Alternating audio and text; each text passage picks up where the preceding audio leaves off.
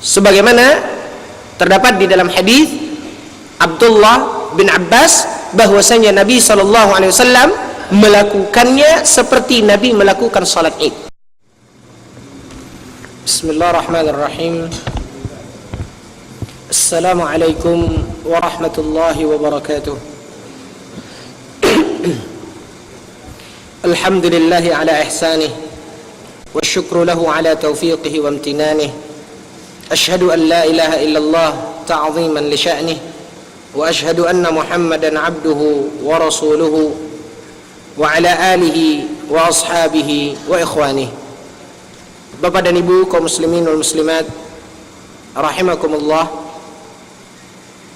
puji dan syukur kembali kita aturkan kehadirat Allah Jalla wa Ala. Salawat dan salam buat junjungan kita Nabi besar Muhammad sallallahu alaihi wasallam. Bapak dan Ibu rahimani Allah wa iyyakum, pada kajian kita sebelumnya kita telah memulai penjelasan tentang hukum yang berkaitan dengan salat istisqa. Dan seperti yang telah kita garis bawahi, sesungguhnya istisqa atau di dalam bahasa kita berarti meminta hujan, bisa dilakukan pertama dengan doa, yang kedua dengan salat. Maka pembahasan kita adalah salah satu dari jalan istisqa, yaitu dengan cara melaksanakan salat yang disebut dengan salatul istisqa. Dan ini salah satu dari dua jalan yang pernah ditempuh oleh Nabi SAW untuk mengharapkan dan memohon diturunkan hujan oleh Allah Tabaraka wa Ta'ala. Dan seperti yang telah kita jelaskan kaum muslimin yang dimuliakan oleh Allah, bahwasanya salat istisqa hukumnya adalah sunnah muakkadah, adalah sunnat yang termasuk muakkad, yang ditekankan. Kemudian secara umum seperti telah kita jelaskan bahwasanya Ibnu Abbas radhiyallahu anhu menceritakan tentang bagaimana salat yang dilakukan oleh Nabi dalam pelaksanaan salat istisqa ini. Di antaranya dikatakan oleh Abdullah bin Abbas radhiyallahu anhuma, "Shalla an-nabiy sallallahu alaihi wasallam rak'atain kama yusalli al-'id." Nabi sallallahu alaihi wasallam dalam salat istisqa ini melakukan salat 2 rakaat seperti salat Id. Ini secara garis besar apa yang diceritakan oleh Abdullah bin Abbas, yang memberikan pelajaran kepada kita tentang bagaimana tata cara pelaksanaan salat istisqa itu sendiri. Sebagaimana terdapat di dalam hadis Abdullah bin Abbas bahwasanya Nabi SAW melakukannya seperti Nabi melakukan salat Id. Di antaranya Nabi SAW melakukan salat istisqa ini di tempat terbuka, di lapangan. Yang kedua, Nabi SAW melakukan salat ini 2 rakaat. Yang pada rakaat pertamanya setelah Al-Fatihah, Nabi SAW membaca Sabbih isma rabbikal a'la, dan pada rakaat yang keduanya setelah membaca Al-Fatihah, Rasulullah SAW membaca surat Al-Ghashiyah. Dan dilakukanlah salat 2 rakaat yang diawali seperti salat Id dengan 7 takbir di rakaat yang pertama setelah takbiratul ihram, dan 5 takbir tambahan setelah takbir bangkit untuk rakaat yang kedua pada rakaat yang kedua. Maka kaum muslimin yang dimuliakan oleh Allah, seperti yang digambarkan oleh Abdullah bin Abbas radhiyallahu anhuma, sesungguhnya salat istisqa sama tata cara pelaksanaannya seperti salat Id. Lalu setelah itu, seperti juga salat Id, Nabi SAW melakukan khutbah seperti nanti akan kita jelaskan apakah khutbah ini khutbah 1 kali atau 2 kali. Nanti akan kita jelaskan secara terperinci insyaallah taala pada pembahasan poin ini. Bapak dan Ibu kaum muslimin yang dimuliakan oleh Allah tabaraka wa taala, maka melanjutkan pembahasan yang sudah kita kupas pada pertemuan kita yang lalu, kita menyebutkan beberapa poin di antaranya. Wa idza arada al-imam al-khuruj li salatil istisqa, apabila seorang imam atau seorang pemimpin mengisyaratkan untuk dilaksanakannya salat istisqa, maka sebelum itu fa innahu yanbaghi an yataqaddam dzalika tadhkirun nas bima yulinu qulubahum min dzikri thawabillahi wa iqabih. Dianjurkan agar imam ini memberikan arahan-arahan, pengarahan-pengarahan, mengingatkan kaum muslimin akan pahala di sisi Allah serta azab. Diingatkan kaum muslimin kepada pahala dan azab. Untuk apa? Agar hati mereka lembut. Mengingatkan manusia kepada apa yang Allah Subhanahu wa taala janjikan dari amal saleh dan kebaikan jika dilakukan oleh seorang hamba. Sebagaimana juga diingatkan akan dosa, azab yang Allah Subhanahu wa taala timpakan akibat dari perbuatan dosa dan kemaksiatan. Maka diberikan peringatan-peringatan kaum muslimin yang dimuliakan oleh Allah, dan ini tidak ada pengkhususan bagaimana peringatan-peringatan ini. Mungkin saja dengan melalui kaum muslimin yang dimuliakan oleh Allah, media massa dan sebagainya, atau mungkin wejangan-wejangan tazkir, tausiah kepada kaum muslimin ketika sudah direncanakan bahwasanya pada hari tertentu akan dilaksanakannya salat istisqa. Maka mulailah para imam, para khutbah untuk mengingatkan kaum muslimin agar hati mereka lembut, agar hati mereka tunduk kepada Allah tabaraka wa taala. Wa ya'muruhum bit-taubah minal ma'asi. Kemudian dalam peringatan-peringatan ini ya, diberikan tausiah, arahan, himbauan agar kaum muslimin bertaubat dari kesalahan dan dosa yang mungkin mereka lakukan selama ini. Wal khuruju minal madzalim, dan bagaimana seseorang mesti melepaskan dirinya dari apapun bentuk kezaliman. Berusaha untuk melepaskan diri dari apapun bentuk kezaliman. Mengingatkan manusia tentang dampak azab yang Allah Subhanahu wa taala timpakan atas perbuatan zalim, di mana Allah Subhanahu wa taala telah mengharamkan perbuatan zalim itu pada hambanya. Kemudian mengingatkan manusia agar mungkin ketika mereka ada kezaliman yang terjadi, mengambil sesuatu dengan kezaliman, maka kaum muslimin yang dimuliakan oleh Allah tabaraka wa taala, termasuk diantaranya adalah bagaimana mereka mengembalikan kezaliman tersebut kepada yang memilikinya. Kaum muslimin yang dimuliakan oleh Allah tabaraka wa taala, berbicara tentang kezaliman, ya, beralih kita sedikit dari inti pembahasan kita. Begitu banyak kezaliman yang mungkin bisa terjadi pada diri seseorang. Kezaliman terhadap dirinya, kezaliman terhadap keluarganya, kezaliman terhadap tetangga, kezaliman terhadap kerabat, kezaliman kepada orang tua, kezaliman semua. Segala lini kehidupan manusia bisa terjadi kezaliman. Kezaliman terhadap khususnya kaum muslimin yang dimuliakan oleh Allah, mungkin orang yang kedudukannya ada di bawah kita. Seperti diantaranya kaum muslimin yang dimuliakan oleh Allah, seseorang yang tidak memberikan hak orang yang bekerja kepadanya. Ini kezaliman.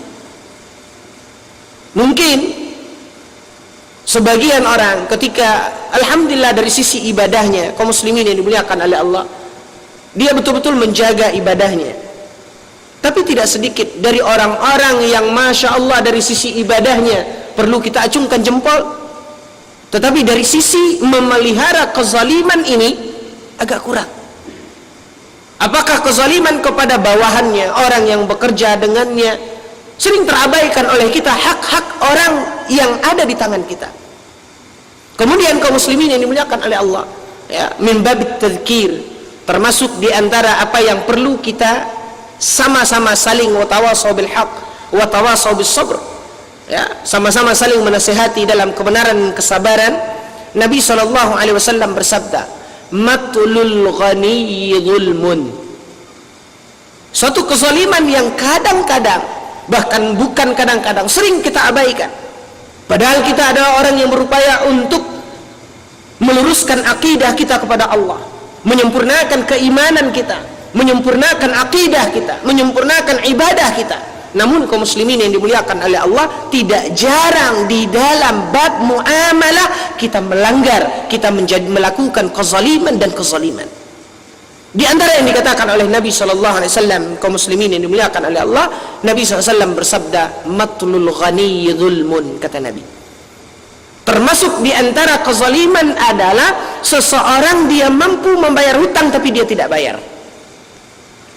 Seseorang yang mampu membayar hutang, sebetulnya dia mampu membayar hutang tapi dia tunda, dia tidak membayar hutangnya. Zulmun, kata Nabi. Ini adalah kezaliman.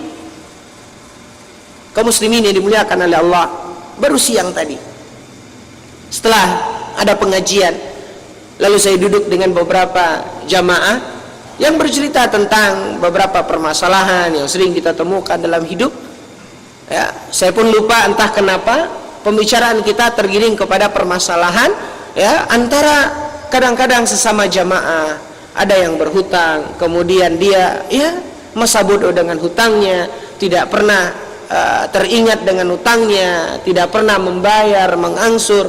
Kaum muslimin yang dimuliakan oleh Allah, ini realita yang ada di tengah-tengah jamaah. Lalu kemudian kaum muslimin yang dimuliakan oleh Allah, ada di antara jamaah yang duduk bersama kita siang tadi lalu bertanya ke saya, bagaimana Ustaz, boleh tidak kita menagih hutang? Boleh, justru seharusnya kita tagih, jangan kita biarkan. Lalu ketika dia mengatakan, ya dia tidak seberapa, ya saya sudah ikhlaskan. Bapak mungkin ikhlaskan, tapi ingat, orang yang berbuat zalim ini, apa kata Nabi SAW, unsur akhaka zaliman au madlum, tolong saudara kita yang dizalimi dan yang berbuat zalim.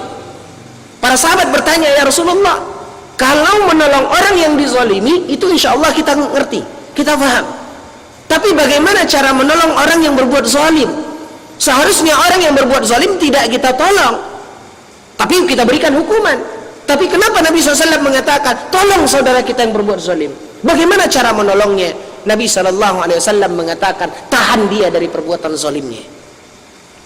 Nah, kaum muslimin yang dimuliakan oleh Allah, ketika ada kondisi-kondisi seperti tadi, kelapangan hati kita, keikhlasan kita melihat saudara kita, ya, mungkin hal itu adalah suatu hal yang sepele bagi kita sehingga kita lapangkan dada kita, kita ikhlaskan. Namun ketahuilah kaum muslimin yang dimuliakan oleh Allah, apa upaya kita? Sudahkah kita berupaya untuk menolong dia di mana dia telah berbuat kezaliman?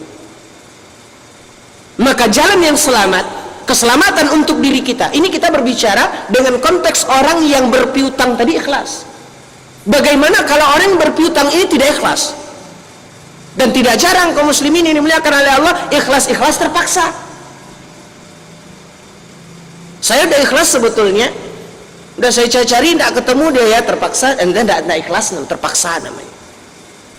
Nah, kaum muslimin ini dimuliakan oleh Allah, kembali kepada dasar yang dikatakan oleh Nabi, unsur akhaka zaliman au madlum, cegah dia dari kezalimannya, ingatkan.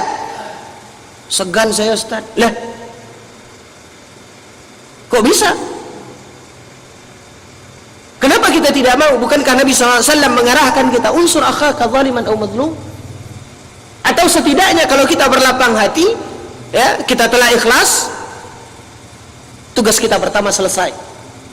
Berbuat kebaikan kepada saudara kita, melapangkan kesusahan saudara kita, kita ikhlaskan hutangnya.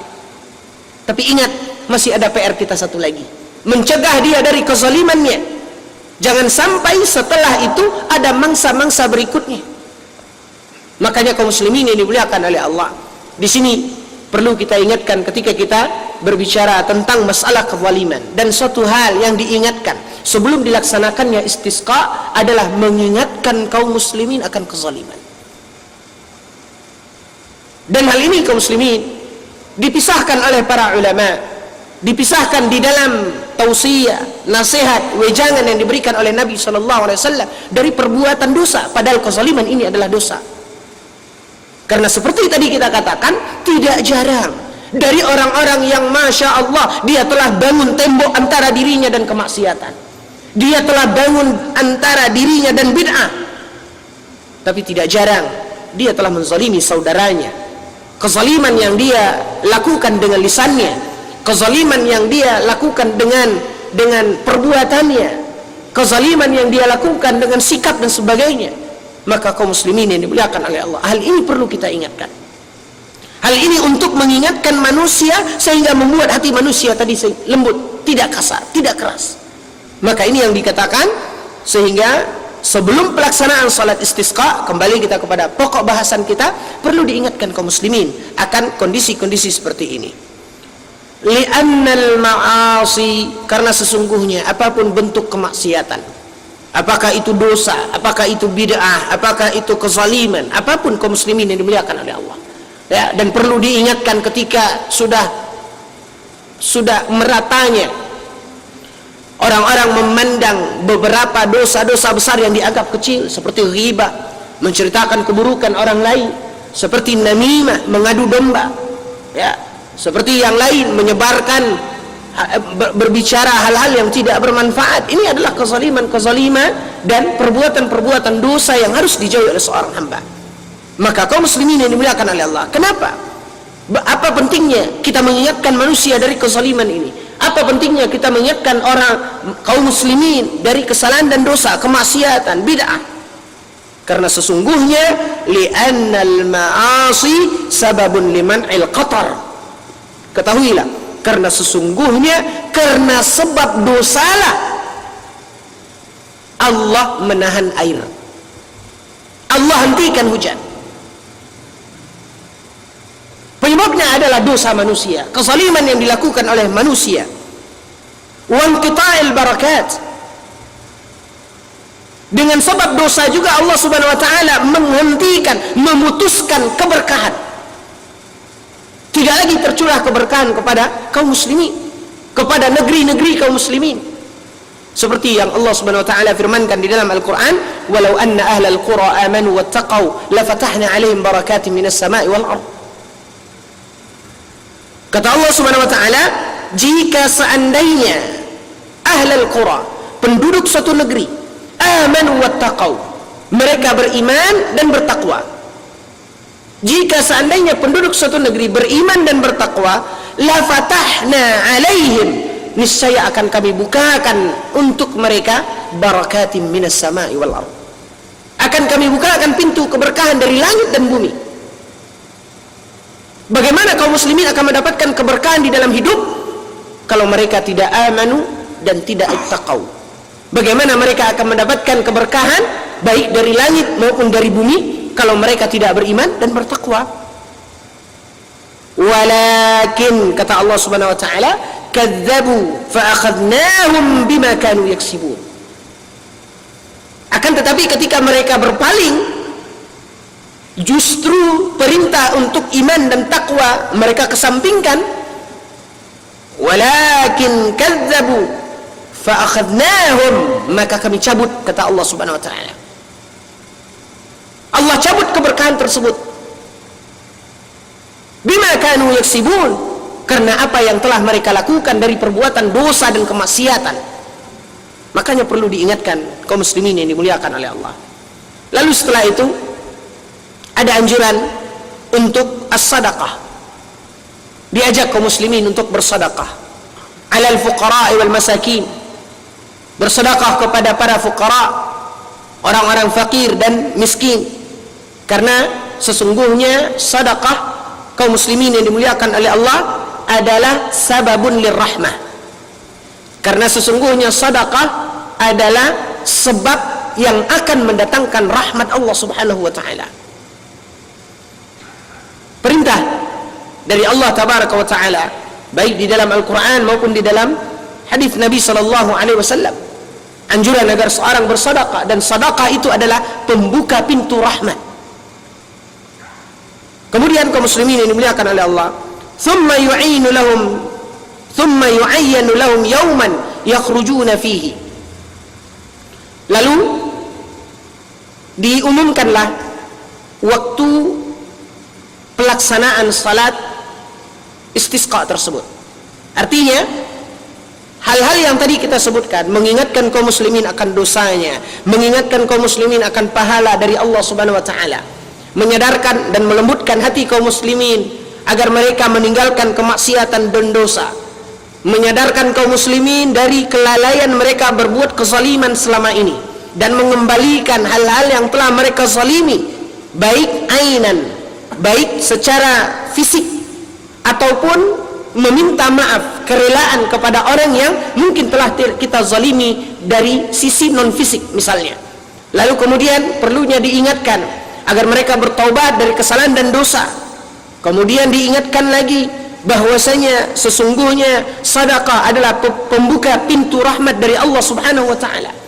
Nah, setelah itu kaum muslimin, ya, seperti kita katakan, ini dilakukan sebelum pelaksanaan salat istisqa. Lalu setelah itu ditentukan hari, pada hari ini jam sekian kita akan berkumpul melakukan salat istisqa. Maka ini suatu hal yang perlu dilakukan sebelum pelaksanaan salat istisqa. Tidak masalah kaum muslimin yang dimuliakan oleh Allah, apakah al-zahir, kalau bisa kita lihat dari pembahasan ini secara zahir yang bisa kita simpulkan bahwasanya langkah-langkah tadi boleh dilakukan beberapa hari sebelumnya. Maka seperti yang saya katakan tadi, apakah para ulama atau para da'i, para imam memberikan tausiah ini melalui ceramah-ceramah, melalui media massa apapun yang perlu untuk mengingatkan itu semuanya. Lalu setelah menetapkan hari yang telah ditentukan, maka berkumpullah kaum muslimin di tempat yang telah disepakati untuk pelaksanaan salat istisqa tersebut. Seperti yang kita katakan kaum muslimin yang dimuliakan oleh Allah, bahwasanya salat istisqa tata cara pelaksanaannya adalah sama dengan salat Id. Maka dilakukanlah seperti bagaimana seseorang melakukan salat Id, ya, di lapangan, kemudian melakukan salat 2 rakaat seperti yang terperinci telah kita sebutkan dan kita jelaskan dalam pembahasan kita sebelumnya. Hanya saja kaum muslimin yang dimuliakan oleh Allah, pada saat keluar ke tempat salat istisqa, ketika telah disepakati bahwasanya di tempat ini kita akan melakukan salat istisqa, maka ketika keluar, para sahabat diantaranya Abdullah bin Abbas menceritakan bagaimana kondisi Nabi ketika keluar menuju tempat salat istisqa. Kata Abdullah bin Abbas radhiyallahu anhuma, kharaja an-nabiy sallallahu alaihi wasallam lil istisqa'i mutadhallilan mutawadi'an mutakhashshi'an mutadarri'an. Nabi sallallahu alaihi wasallam pergi keluar untuk melakukan salat istisqa tersebut mutadhallilan, ya, dengan menundukkan pandangannya, ya. Nabi SAW mutawadi'an, dengan tawaduknya Nabi SAW berjalan. Lalu kemudian kita semua tahu bagaimana Rasulullah SAW dalam keseharian beliau tawaduk, ya, tidak sombong. Nah, ketika keluar salat istisqa lebih kelihatan lagi bagaimana beliau menampakkan bahwasanya beliau bukanlah orang yang sombong, orang yang, ya, seorang hamba yang lemah, seorang hamba yang berharap kepada zat yang maha berkuasa, yang maha besar. Ini yang ingin diperlihatkan oleh Nabi sallallahu alaihi wasallam. Makanya dikatakan kharajan Nabi sallallahu alaihi wasallam lil istisqa'i mutadhallilan mutawaddi'an mutakhashshi'an, dengan penuh khusyuk, dengan penuh khusyuk Nabi sallallahu alaihi wasallam, seolah-olah Nabi sallallahu alaihi wasallam tidak menoleh ke kiri dan ke kanan. Begitu Nabi sallallahu alaihi wasallam mutadarri'an, tenang. Seperti Nabi SAW berjalan menuju istisqa itu seolah-olah Nabi sedang berada di dalam melakukan satu ibadah. Nah, kaum muslimin yang dimuliakan oleh Allah, Begitulah kondisi Nabi ketika melakukan salat istisqa. Lalu dilaksanakan salat istisqa seperti yang telah kita jelaskan. Tata cara pelaksanaannya tidak berbeda dengan salat Id. Lalu kemudian kaum muslimin yang dimuliakan oleh Allah, ketika telah ditetapkan oleh para imam khususnya atau waliul amri, kalau di Saudi itu biasanya langsung ketetapan dari pemerintah kapan dilaksanakannya salat istisqa. Maka ketika telah ditetapkan salat istisqa, selayaknya setiap kaum muslimin menghadirinya, ikut dalam pelaksanaan salat istisqa tersebut. Bahkan hatta sibyan wan nisa, bahkan sertakan anak-anak dan wanita untuk ikut salat istisqa tersebut. In amina minal fitnah, selama kaum wanita bisa menjaga fitnah ketika mereka keluar untuk melakukan salat istisqa tersebut. Maka kemudian dilakukanlah salat berjamaah 2 rakaat seperti salat Id yang diawali dengan 7 takbir setelah takbiratul ihram pada rakaat yang pertama, lalu al-Fatihah, lalu seperti yang disunnahkan oleh Nabi, walaupun ini tidak wajib tapi adalah suatu anjuran dari Nabi, yaitu setelah al-Fatihah setelah al-Fatihah di rakaat yang pertama membaca Sabbihisma rabbikal a'la, lalu kemudian ruku, bangkit dari ruku, sujud, duduk antara 2 sujud, sujud dan berdiri untuk rakaat yang kedua, lalu melakukan takbirat az-zawaid, melakukan takbir tambahan sebanyak 5 kali seperti salat Id, lalu kemudian al-Fatihah ayat. Maka seperti yang dianjurkan oleh Nabi SAW pada rakaat yang kedua ini, Nabi SAW membaca surat Al-Ghashiyah, hal ataka hadithul Ghashiyah. Lalu setelah itu ruku', bangkit dari ruku', sujud, duduk antara 2 sujud, sujud yang kedua, dan Nabi SAW tasyahud dan salam. Setelah salat ini, kaum muslimin yang dimuliakan oleh Allah tabaraka wa ta'ala, setelah salat, thumma yakhtubu khutbatan wahidah. Setelah itu, setelah mengimami salat, maka imam khutbah, ya, ada khutbahnya seperti salat Id, dan khutbah itu dilakukan 1 kali khutbah.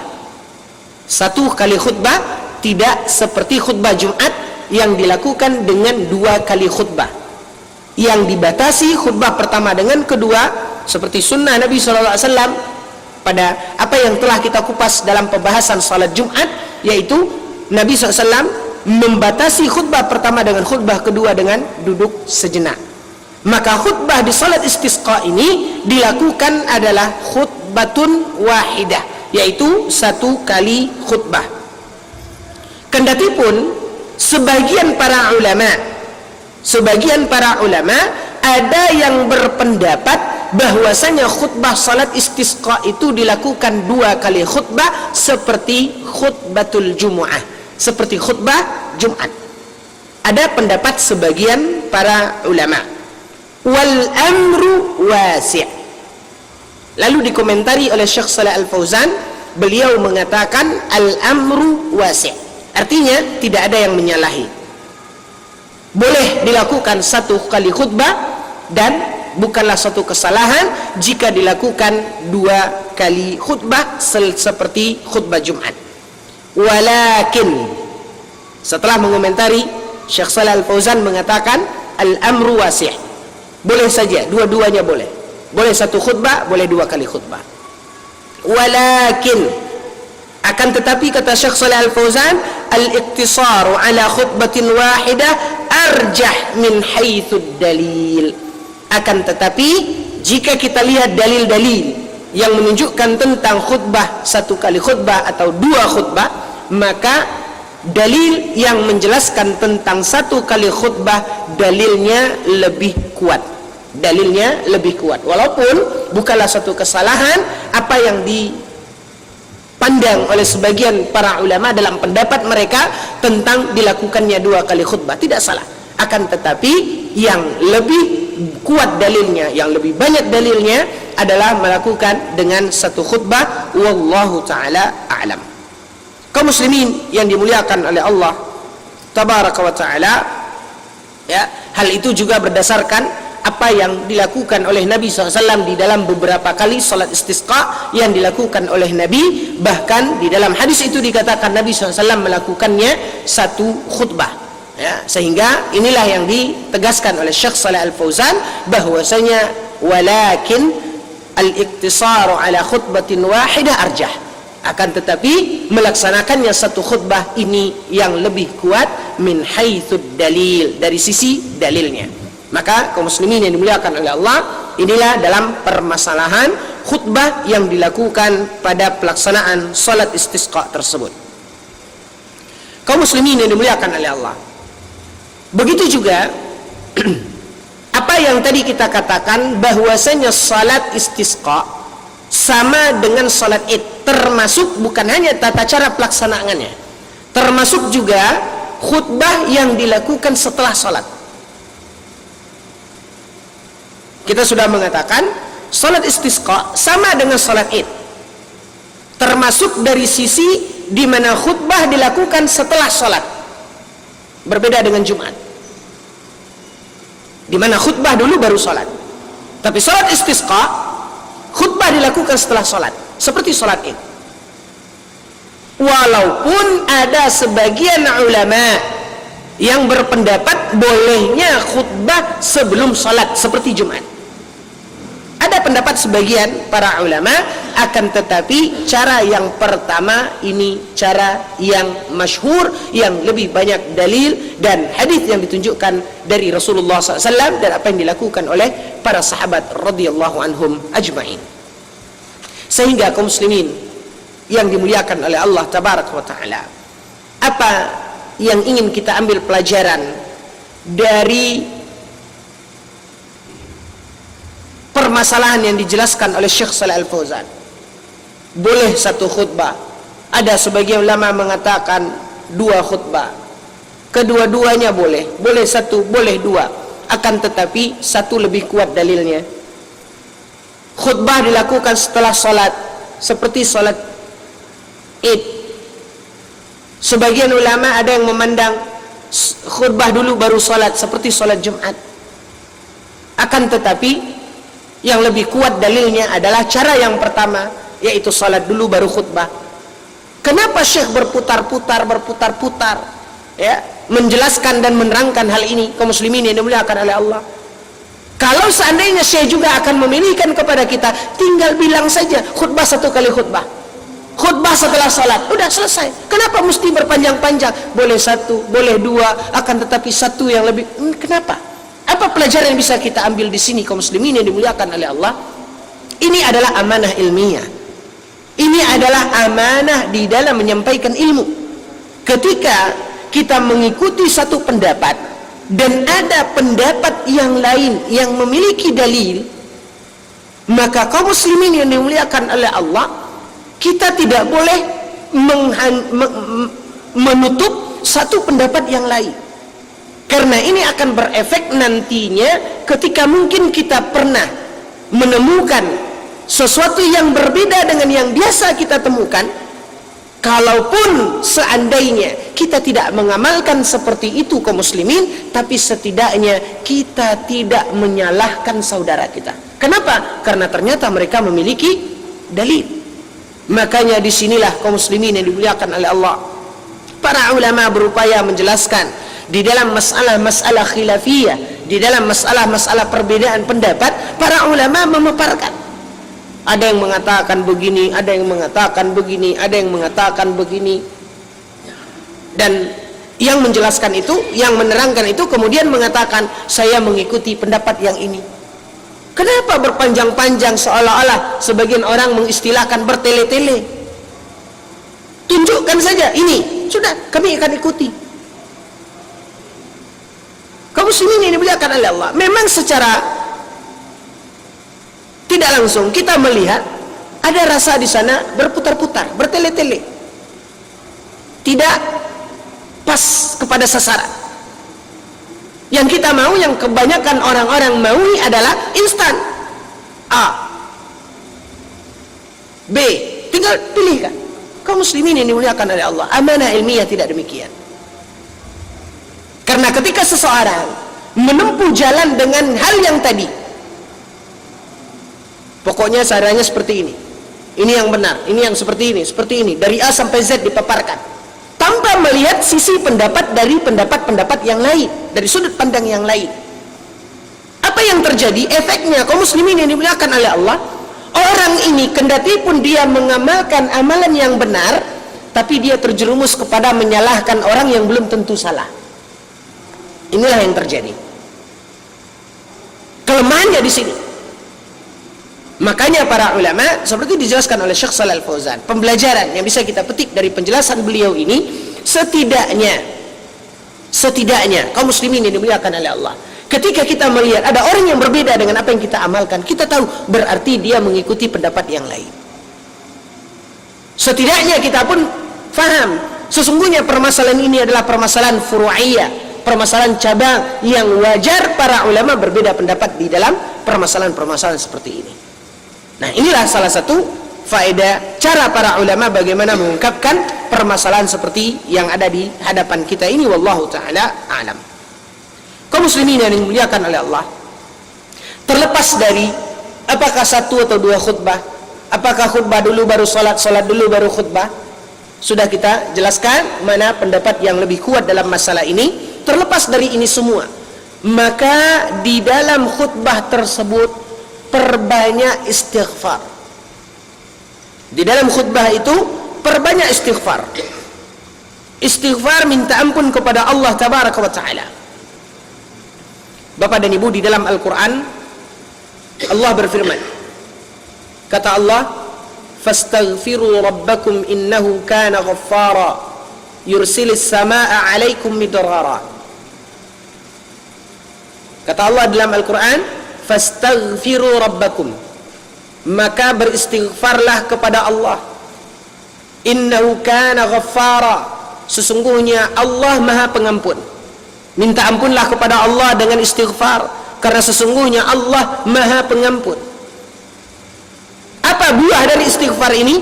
Yursilis samaa alaikum midrara, maka Allah akan mengirimkan hujan dari langit.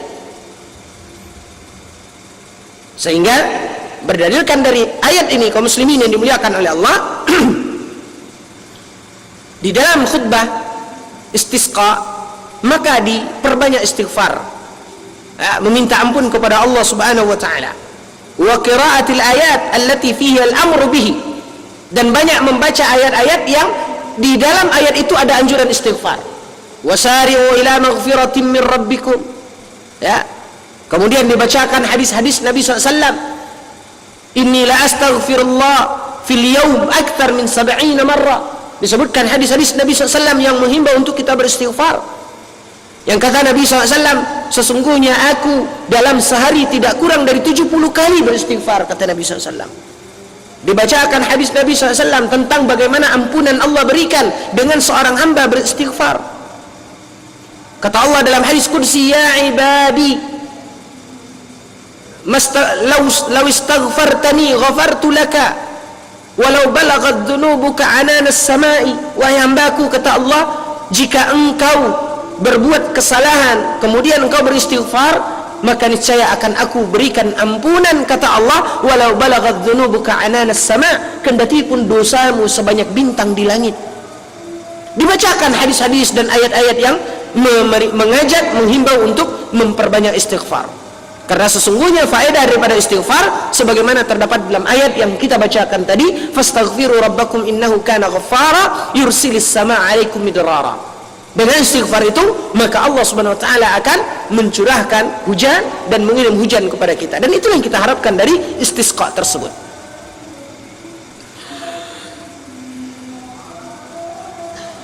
Kemudian kaum muslimin yang dimuliakan oleh Allah, dilakukanlah doa di dalam khutbah tadi, doa istisqa, di mana Nabi SAW mengajarkan dan disebutkan di dalam hadis yang dikeluarkan oleh Imam Bukhari dan Muslim, bahwasanya Nabi ketika berdoa ini Nabi mengangkat kedua tangannya, seperti yang juga kita sampaikan pada pertemuan kita yang lalu, hatta yura bayadha ibtai, sampai kelihatan putihnya ketiak Nabi SAW. Begitu Nabi mengangkat tangannya. Dan ketika Nabi mengangkat tangan berdoa, para sahabat pun mengangkat tangannya dan mengaminkan doa Nabi SAW. Dan ini yang kita jelaskan pada pertemuan kita yang lalu, apa yang dikatakan oleh Syekh Muhammad bin Nasruddin Al-Albani rahimahullah, bahwasanya Nabi tidak pernah melakukan doa bersama kecuali doa istisqa. Pada doa istisqa ini Nabi mengadakan tangan, para sahabat mengangkat tangannya dan mengaminkan doa Nabi SAW. Dan ini yang dikatakan oleh Syekh Albani rahimahullah, bahwasanya Nabi tidak pernah doa bersama kecuali waktu ini, kecuali doa istisqa. Lalu kaum muslimin yang dimuliakan oleh Allah tabaraka wa taala, setelah doa, dan berakhirlah doa itu dengan menjaga adab-adab berdoa, pujian kepada Allah, salawat kepada Nabi SAW, kemudian bermunajat kepada Allah, minta ampunan dari kesalahan dan dosa, menyadari kekeliruan kita, kekhilafan kita, kealpaan kita. Setelah kita mengabaikan syariat-syariat Allah Subhanahu wa taala, lalu kemudian kita minta kepada Allah agar Allah curahkan hujan kepada kita. Setelah itu kaum muslimin yang dimuliakan oleh Allah tabaraka wa taala, wa yusannu an yastaqbilul qibla fi akhir doa. Ketika berdoa, yang tadinya khatib berdoa menengadahkan tangannya, mengangkat kedua tangannya dan menghadap ke makmum, maka di penghujung doanya khatib menghadap ke kiblat, memunggungi jamaah, seperti yang dicontohkan oleh Nabi SAW, di mana dikatakan dalam hadis yang dikeluarkan oleh Imam Bukhari dan Muslim, anna Nabi SAW hawwala ila nasi dhahrah. Nabi SAW berputar dan menghadapkan punggungnya kepada makmum. Nabi berputar menghadap ke kiblat di penghujung doanya. Wastaqbalal qiblata yad'u. Nabi SAW menghadap ke kiblat dan berdoa. Yang tadinya Nabi berdoa dengan menghadap makmum, kemudian di akhir lalu Nabi berpaling, berputar dan menghadap ke kiblat. Kaum muslimin yang dimuliakan oleh Allah, ada yang melakukan itu dalam aplikasinya, dalam aplikasi hadis ini, ada yang melakukan itu satu doa. Dia berdoa, ya Allahumma ighfir lana dhunubana, Allahumma zalamna anfusana wa illam taghfir lana wa tarhamna lanakunanna minal khasirin, Allahumma aghithna, Allahumma asqina wa aghithna. Dia berdoa seperti itu. Lalu setelah itu dia selesai doanya, walhamdulillahi rabbil alamin, ya, selesai doanya. Lalu dia menghadap ke kiblat, memulai berdoa lagi sendiri. Dalam aplikasinya yang dicontohkan oleh sebagian masyayikh di dalam pelaksanaan salat istisqa, ada yang melakukan seperti itu. Dan ada juga yang berdoa, setelah dia berdoa langsung dia kemudian menghadap ke kiblat, masih di doa yang sama. Oke Pak, jadi ada dua pemisahan, dan itu dalam praktek apa yang disebutkan di dalam hadis Nabi SAW. Dan kedua-duanya diamalkan dan dilakukan dalam pelaksanaan salat istisqa itu. Yang pasti kaum muslimin yang dimuliakan oleh Allah, ya, ada doa menghadap ke makmum, kemudian doa menghadap ke kiblat yang dilakukan oleh imam. Cara yang pertama, doa bersama makmum yang diaminkan oleh makmum, kemudian khatib melihat ke kiblat, masih doa yang sama sampai selesai doa. Ada doa, khatib berdoa, makmum mengaminkan doa istisqa, lalu setelah itu dia tutup doanya, walhamdulillahirabbil alamin. Lalu kemudian khatib menghadap ke kiblat dan dia berdoa sendiri. Dan makmum pun kembali berdoa masing-masing meminta kepada Allah Subhanahu wa taala. Jadi ada dua cara seperti ini. Setelah itu semuanya kaum muslimin yang dimuliakan oleh Allah, Nabi sallallahu alaihi wasallam hawwalar rida. Nabi sallallahu alaihi wasallam membalikkan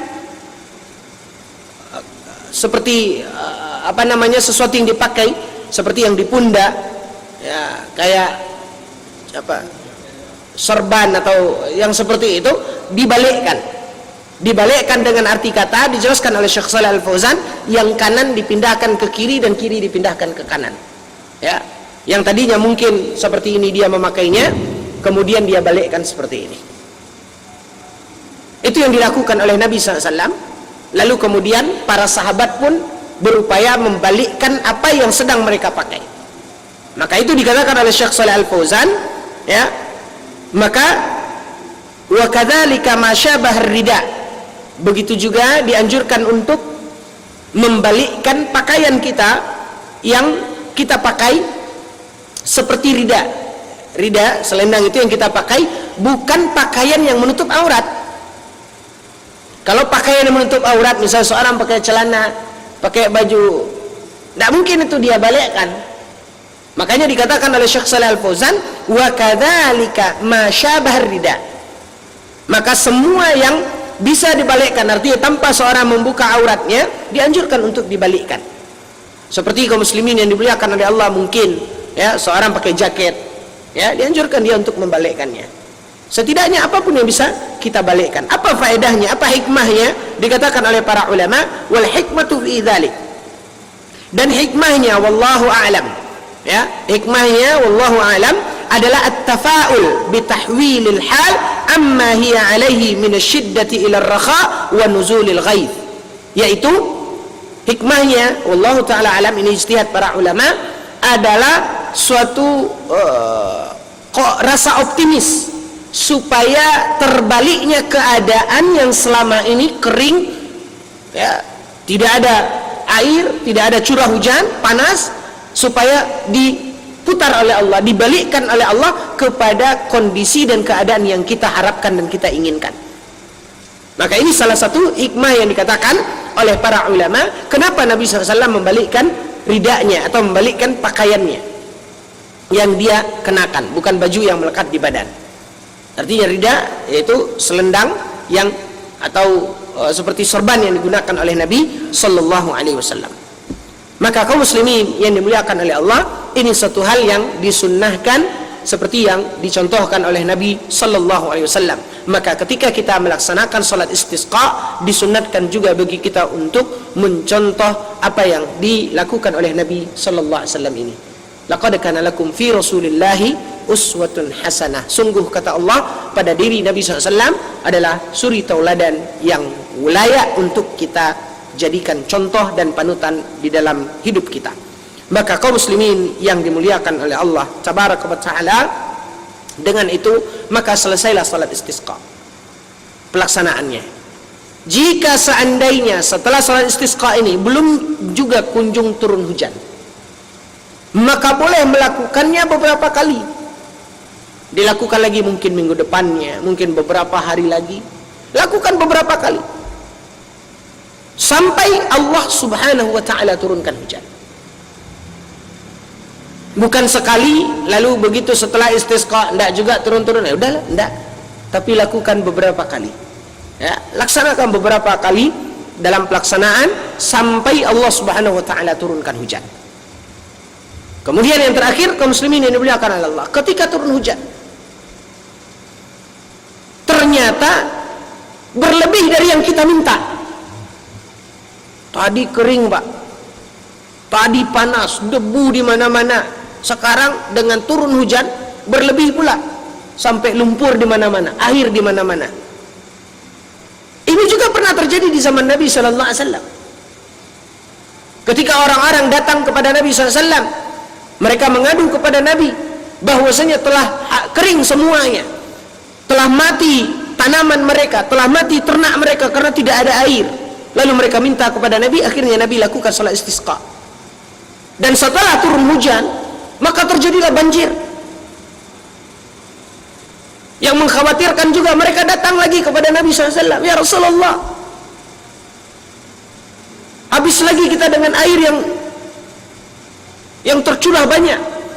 Maka kaum muslimin yang dimuliakan oleh Allah, jika terjadi kondisi seperti ini, seperti yang terjadi pada Nabi SAW, Nabi berdoa, Allahumma hawalaina wala alaina, Allahumma ala dhirabi wal akam wa butunil awdiyati wa manabitis syajar. Ya Allah, ya, dalam artinya Allahumma hawalaina wala alaina, ya Allah beri rahmatlah kepada kami, jangan hancurkan kami, jangan timpakan kepada kami, artinya berikan yang bermanfaat. Oleh karena itu, kaum muslimin yang dimuliakan oleh Allah, salah satu doa yang diajarkan oleh Nabi SAW ketika turun hujan, apa yang kita baca dalam doanya? Allahumma sayyiban nafi'an. Ya Allah, berikanlah hujan yang bermanfaat.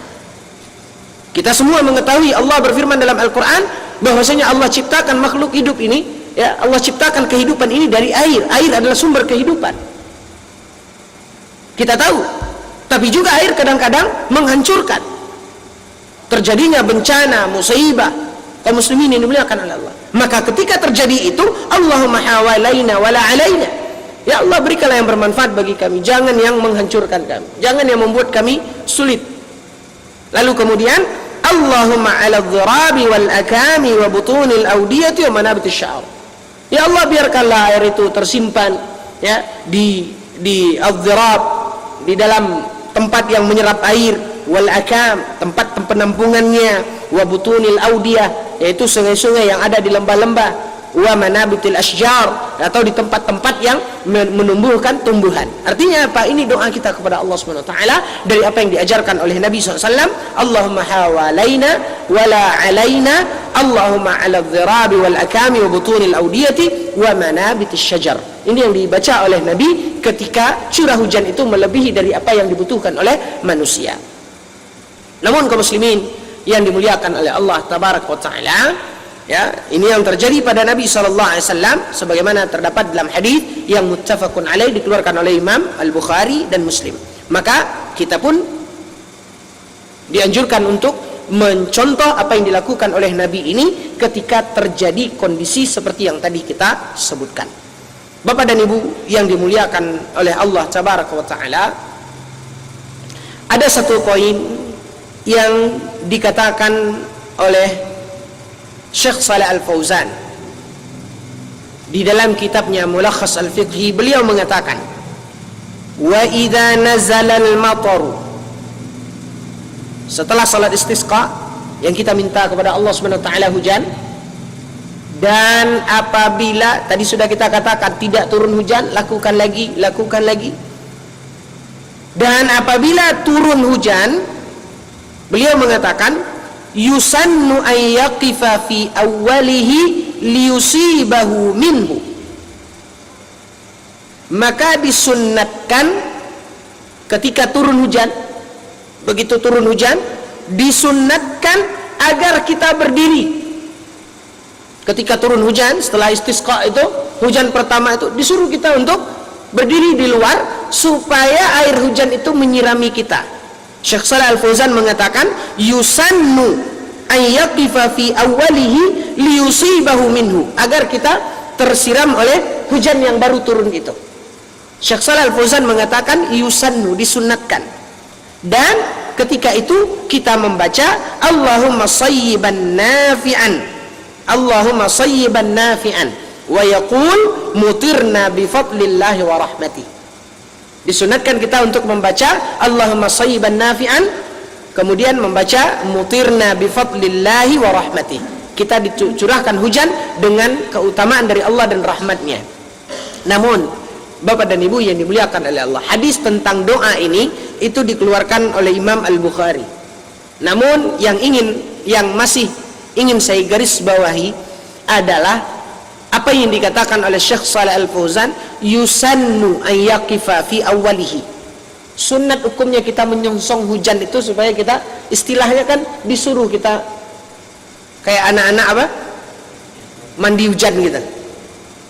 Nah, ini yang masih saya garis bawahi, yang perlu kita teliti. Adakah dalil yang mengatakan bahwasanya hal itu dianjurkan?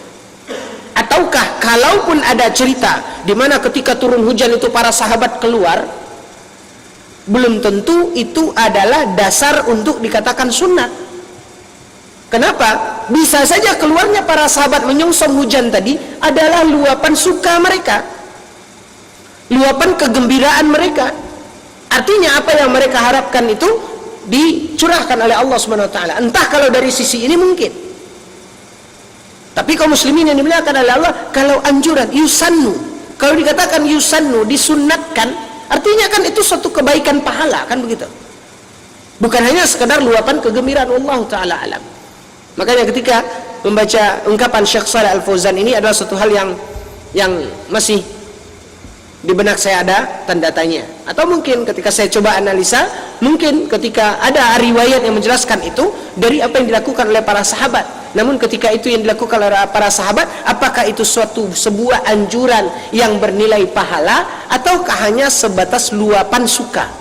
Ini yang wallahu taala alam, saya tidak tahu persis apa penjelasannya. Tapi yang pasti Syekh Shalih Al Fauzan di dalam kitabnya Mulakhas Al-Fiqhi menyebutkan itu adalah satu hal yang disunnatkan, dianjurkan. Wallahu taala a'lam. Bapak dan Ibu yang dimuliakan oleh Allah, inilah pembahasan seputar hukum yang berkaitan dengan salat istisqa dan tata cara pelaksanaannya, ya, seperti yang telah kita jelaskan dan apa yang dianjurkan di dalam pelaksanaan ini. Maka kaum muslimin yang dimuliakan oleh Allah, dengan ini berakhirlah pembahasan kita pada bab ini. Wallahu taala alam. Wa sallallahu ala nabiyina Muhammad wa ala alihi washabihi wasallam. Walhamdulillahirabbil alamin. Silakan kalau ada pertanyaan.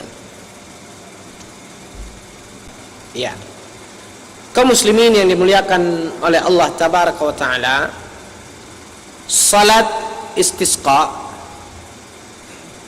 itu seperti kita katakan dilakukan secara berjamaah, bahkan dilakukan oleh Nabi di lapangan. Dan kita sudah jelaskan pelaksanaannya seperti salat Id. Kalau di kerajaan Saudi Arabia, seperti yang saya sampaikan, itu langsung instruksi dari pemerintah yang memerintahkan untuk dilaksanakannya salat istisqa. Sehingga itulah yang berwenang. Namun kaum muslimin yang dimuliakan oleh Allah, ketika kita berada di satu tempat yang kita tidak mengalami kondisi seperti itu, maka tentu siapa yang berwenang? Mungkin orang yang di bawah itu. Di antaranya kaum muslimin yang dimuliakan oleh Allah, mungkin ya aparat setempat yang mengisyaratkan, mengimbau kaum muslimin untuk melakukan itu juga boleh. Dan kalau itu tidak ada, apakah kita melakukan sholat istisqa itu sendiri? Nah, ke sini ujung pertanyaannya. Kaum muslimin yang dimuliakan oleh Allah, berbeda dengan sholat gerhana. Seperti yang kita katakan pada penjelasan sholat gerhana, disunatkan itu dilakukan berjamaah. Tapi ketika tidak dilakukan secara berjamaah, tidak menutup kemungkinan kita melakukannya sendiri atau berjamaah dengan keluarga kita di rumah. Namun istisqa itu adalah amal jama'i. Salat itu adalah amal jama'i. Tetapi tidak menutup kemungkinan, seperti kita katakan, istisqa bisa juga dengan jalan doa. Doa yang kita munajatkan mungkin di dalam khutbah, misalnya dalam pelaksanaan sholat Jumat. Kita tahu bagaimana di khutbah yang kedua, ya, di khutbah yang kedua ada khatib berdoa. Maka di antara doanya tadi, setelah dia berdoa, sisipkan doa istisqa. Ya, misalnya Allahumma firil muslimina wal muslimat wal mu'minina wal mu'minat al-ahya'i minhum wal amwat. Ya, dia berdoa Allahumma aminna fi awtanina. Dia berdoa di dalam khutbah tersebut. Setelah doa itu, lalu dia berdoa Allahumma aghithna. Itu boleh. Dan mungkin ketika kaum muslimin yang dimuliakan oleh Allah tidak ada dilaksanakannya secara umum atau secara bersama salat istisqa, mungkin langkah kita adalah jalan berikutnya, itu doa. Atau mungkin ketika kita salat, ketika selesai salat, atau di saat-saat kita berdoa meminta kepada Allah, sisipkan doa di mana kita minta hujan. Ya, bukan dengan cara pelaksanaannya. Namun dalam cara pelaksanaan salat istisqa itu dilakukan, sunnahnya dilakukan berjamaah seperti yang dilakukan oleh Nabi SAW. Berbeda dengan salat gerhana, yang ketika tidak ada jamaah, seseorang boleh melakukannya baik secara berjamaah ataupun furada, ataupun sendiri-sendiri. Wallahu ta'ala alam. Oke? Ada lagi? Silakan, Pak.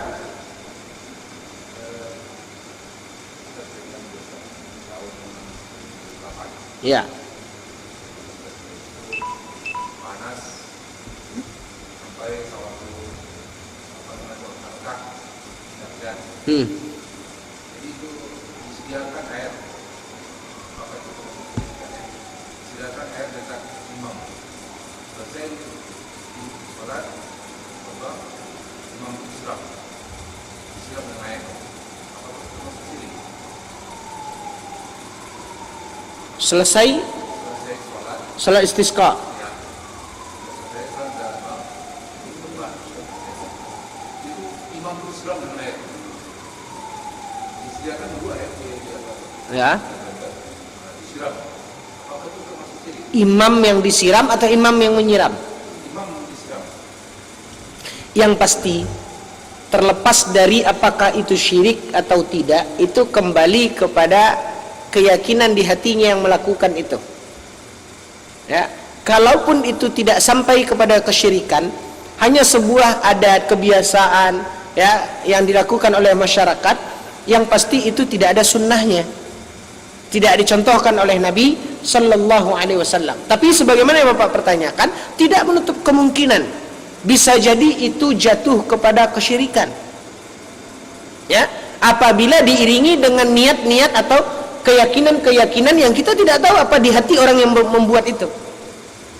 Tapi terlepas daripada kesyirikan, ya, terlepas daripada kesyirikan, yang pasti itu tidak ada sunnahnya, tidak ada cara pelaksanaan seperti itu yang dilakukan oleh Nabi Sallallahu Alaihi Wasallam.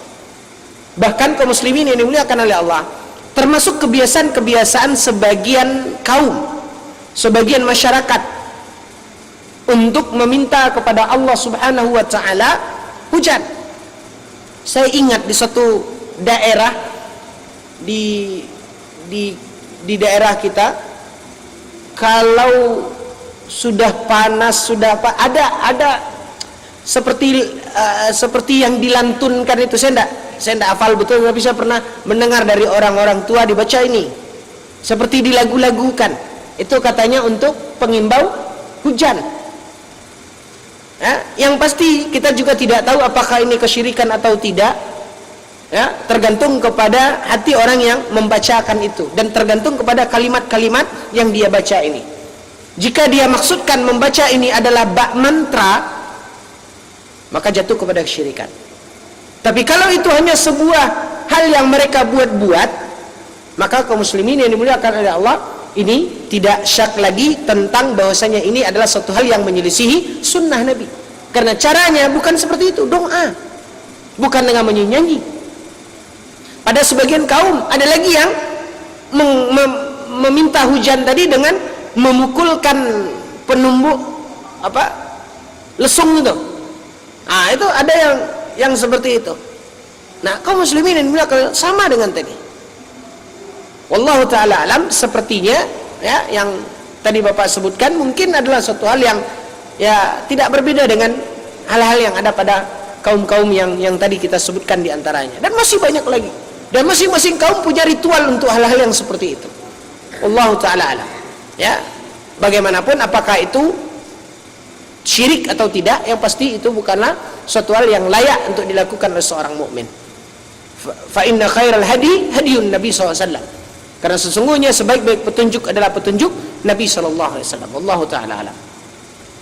Silakan Ibu, terakhir. Ya.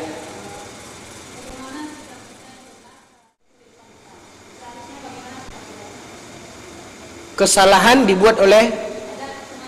Oke. Ya.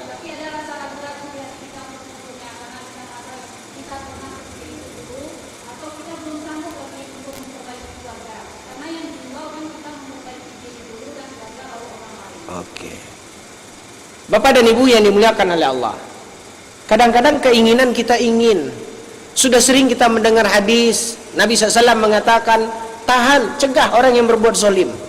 Kadang-kadang terjadi kezaliman di hadapan kita, terjadi kezaliman di hadapan kita, kita ingin mencegahnya, namun tidak jadi. Kenapa? Karena dulu saya juga begitu. Nah, kan begitu. Rasanya ada nanti seolah-olah soalim kita dulu juga begitu. Nah, kan itu yang menghalangi kita, Bapak dan Ibu yang dimuliakan oleh Allah. Atau ada pada sebagian keluarga kita dan kita juga belum mampu untuk mencegahnya, sehingga kita membiarkan orang tersebut. Kenapa? Dengan alasan bukankah dakwah itu kita mulai dari diri kita, keluarga, baru orang lain. Nah, Bapak dan Ibu yang dimuliakan oleh Allah, dikatakan bahwasanya kita ini kunda'ian, semua kita hendaklah menjadi da'i, orang yang mengajak kepada kebaikan, mencegah dari kemungkaran. Kadang-kadang sandungan-sandungan di dalam dakwah ada di dalam hati kita. Di antaranya pemikiran-pemikiran seperti tadi, sehingga menghalangi kita untuk berdakwah. Dakwah bisa amar ma'ruf, bisa nahi mungkar, kan begitu? Kezaliman, kemungkaran yang harus kita cegah. Apakah kondisi-kondisi tadi menghalangi kita untuk tidak berdakwah? Ini yang harusnya kita netralisir di dalam hati kita. Apa dikatakan para ulama? Apakah suatu keharusan seseorang mendakwahkan apa yang harusnya dia sudah amalkan? Kaum muslimin yang dimuliakan oleh Allah, apakah seorang harus mendakwahkan sesuatu yang harus dia telah amalkan, supaya dia pun terselamat dari apa yang dikatakan oleh Allah, wa an taqulu ma la taf'alun, kabura maqtan 'indallahi an taqulu ma la taf'alun. Orang yang paling buruk di sisi Allah adalah orang yang mengatakan sesuatu yang dia tidak mengamalkan. Nah, ini kerancuan di dalam pemahaman. Bagaimana seseorang misalnya, tentu pada kalangan kaum muslimin tidak pernah diungkapkan pelajaran-pelajaran tentang masalah zakat. Kenapa? Ustadznya belum pernah mengeluarkan zakat. Apakah tidak boleh seorang menjelaskan tentang masalah zakat karena dia belum berzakat? Tidak. Yang tercela, kaum muslimin yang dimuliakan oleh Allah, yang tercela yang dikatakan oleh Allah dalam ayat kabura maqtan 'indallahi an taqulu ma la taf'alun, yaitu sesuatu yang dia ajak, dia himbau orang untuk melakukan, tapi dia tidak melaksanakannya. Dan ini orang yang dikatakan di dalam hadis tentang penduduk ahli surga yang melihat orang sedang diazab di api neraka. Apa kata orang itu? Kami mendapatkan surga ini karena engkau mengajarkan kepada kami. Tapi kenapa engkau di neraka? Apa jawab orang tadi? Kuntu amartukum bi syai'in falam ati, wa kuntu nahaitukum an syai'in faati. Aku ajak kalian untuk melakukan sesuatu, aku tidak melakukannya. Aku larang kalian dari sesuatu, aku yang melakukannya. Maka itu yang dia terima. Tapi bukan berarti kaum muslimin yang dimuliakan oleh Allah, sesuatu yang kita tidak mampu untuk melakukannya, atau masih ada kerabat kita, keluarga kita, misalnya masih ada ponakan kita yang tidak berjilbab, masih ada ponakan kita yang tidak, itu kan keluarga. Artinya apakah kita tidak boleh mengajak orang lain untuk berjilbab? Bedakan permasalahannya. Jangan sampai kesalahan-kesalahan kita dalam memahami tadi menyebabkan kita berhenti di dalam melakukan dakwah. Di antara wasiat Abu Darda, Abu Darda mengatakan, jika seandainya engkau melihat aku, kata Abu Darda, menyampaikan sesuatu sementara aku tidak mengamalkannya. Di antara wasiat Abu Darda mengajarkan, jika aku menyampaikan sesuatu dan engkau melihat aku tidak mengamalkannya, setidaknya aku telah mendapatkan kebaikan dari menyampaikan kebaikan itu.